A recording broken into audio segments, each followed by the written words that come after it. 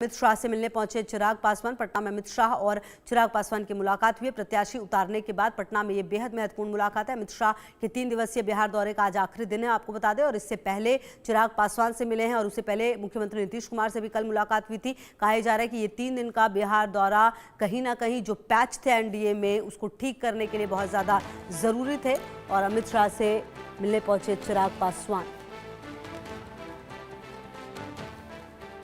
ये जानकारी आपको दे रहे हैं, जहां प्रत्याशी उतारने के बाद ये बेहद महत्वपूर्ण बैठक आप कह सकते हैं। और गृह मंत्री अमित शाह का ये दौरा भी बेहद महत्वपूर्ण रहा, क्योंकि सीटों का बंटवारा ज़रूर हुआ था, लेकिन कहीं ना कहीं जो एक कन्फ्यूज़न की स्थिति थी वो नज़र आ रही थी। और ऐसे में नीतीश कुमार से भी मुलाकात हुई है, चिराग पासवान से भी मुलाकात हुई है। और उससे पहले आपको याद होगा कि दिल्ली में उपेंद्र कुशवाहा से भी मुलाकात हुई थी। तो कहीं ना कहीं जो पूरा आप देखिए मैनेजमेंट है एनडीए में किस तरीके से आगे जाएगा, इसको खुद गृह मंत्री ही देख रहे हैं। और जब पहुंचे हैं तो कहीं ना कहीं जो चुनाव है वो काफ़ी महत्वपूर्ण। और इस दौरान 3 दिन के दौरे पर रहे, यहाँ कई जनसभाएँ हुई, मीटिंग्स हुई। मीटिंग्स ना सिर्फ जो घटक दल साथ में है उनके साथ, बल्कि अपने भी बीजेपी की अगर आप बात करें तो उनकी भी अपनी मीटिंग हुई लगातार। कई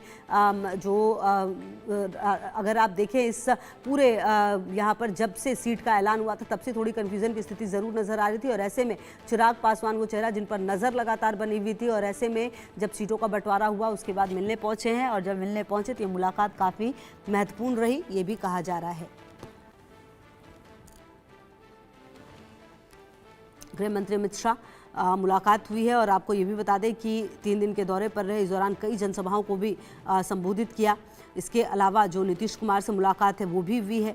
और कहीं ना कहीं ये समझने की कोशिश भी कि ज़रूर नामांकन जो हैं वो भी हो चुके हैं तमाम सीटों पर जो पहले फेज़ के हैं, लेकिन कहीं ना कहीं जो ये स्थिति रही वो काफ़ी महत्वपूर्ण।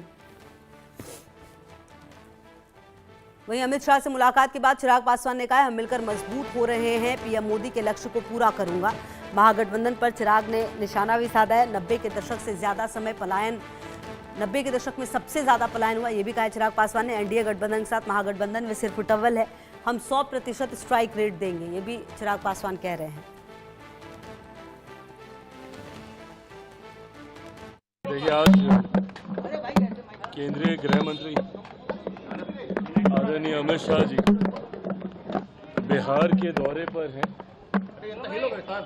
और हम लोगों के गठबंधन की ये खूबसूरती और ये ताकत है कि हम लोग एक दूसरे का हाथ पकड़कर, एक दूसरे का सहयोग कर गठबंधन को मजबूती देते हुए एक ऐतिहासिक जीत की ओर अग्रसर हो रहे हैं, ताकि उस विकसित बिहार का निर्माण कर सकें जो मेरे प्रधानमंत्री जी के लक्ष्यों में 2047 तक जब भारत एक विकसित देश बने तो उसमें बिहार सबसे विकसित राज्यों में हो, ये प्राथमिकता मेरे प्रधानमंत्री की रही है।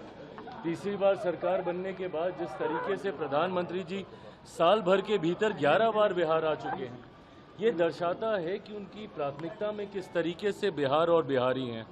आज आदरणीय केंद्रीय गृह मंत्री अमित शाह जी से मुलाकात कर आने वाले दिनों में कैसे हम लोग कैंपेन को और ज़्यादा साथ मिलकर मजबूत कर सकें, ताकि हर वो सीट हम लोग जीत सकें जिससे एक बड़ी जीत, एक ऐतिहासिक जीत एनडीए की हो।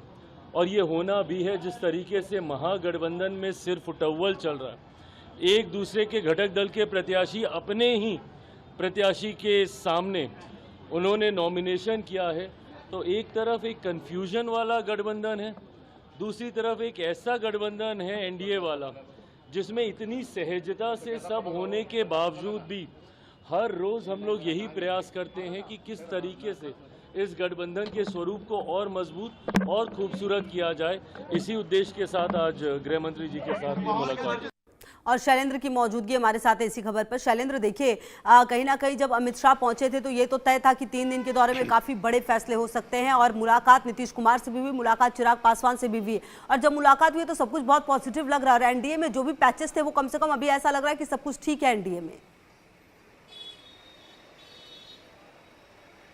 जी बिल्कुल, एनडीए में सब चीज़ें ठीक करने की कोशिश की गई है, लेकिन अभी भी कई स्थानों पे जो प्रत्याशी हैं, जो कहीं निर्दलीय प्रत्याशी के रूप में लोग सामने आ गए हैं। अभी अभी भागलपुर से खबर आई है कि वहाँ की जो बीजेपी की नेता हैं, उप मेयर रही हैं, वो प्रीति शेखर, वो भी चुनाव मैदान में उतरने जा रही हैं। यानी कि जगह जगह से खबरें आ रही, लेकिन उसके साथ ही बीजेपी के नेता उन लोगों से संपर्क कर रहे हैं और उनको मनाने की कोशिश हो रही है। और ये तो एक फ्रंट हुआ, दूसरा फ्रंट ये है कि जिस तरह से जो गठबंधन है, गठबंधन में कोई गांठ ना रहे, ये विशेष तौर पर यह प्रयास किया गया। और साफ तौर पर चिराग पासवान आज मिलने गए थे, वहाँ से निकले तो उन्होंने क्या कहा आपने सुना भी। दूसरी बात यह है, चिराग पासवान की जो पार्टी है, चिराग पासवान के जो कहीं दल के नेता हैं, वो अपने आप में कॉन्फिडेंट हैं और वो 100 की स्ट्राइक रेट की बात कर रहे हैं। लेकिन एक चीज़ साफ है कि लोकसभा चुनाव और विधानसभा चुनाव अलग अलग होते हैं। लोकसभा चुनाव देश का चुनाव है, विधानसभा चुनाव यानी राज्य का चुनाव है, और इसमें स्थानीय मुद्दों का अलग अहमियत होती है। यानी जगह जगह अब कहें कि सीट वाइज कैंडिडेट का अलग अलग जो चुनने का पैमाना है वो होता है। और इन सब के बीच में जो मुलाकात है वो काफ़ी अहम है, क्योंकि महागठबंधन में अभी तक 9 सीटें थी, अब 10वीं सीट आ गई है कि 10 सीटों पर जो है दो दलों के प्रत्याशी आमने सामने हैं, यानी फ्रेंडली फाइट है।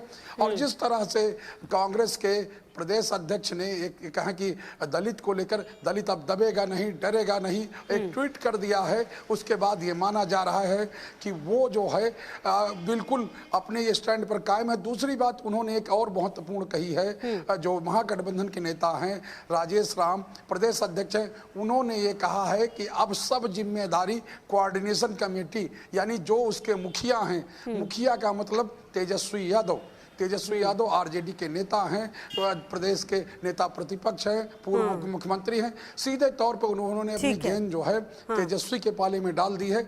यानी अभी सब पूरी सिर्फ टोबल है, वो एनडीए नहीं, अब महागठबंधन में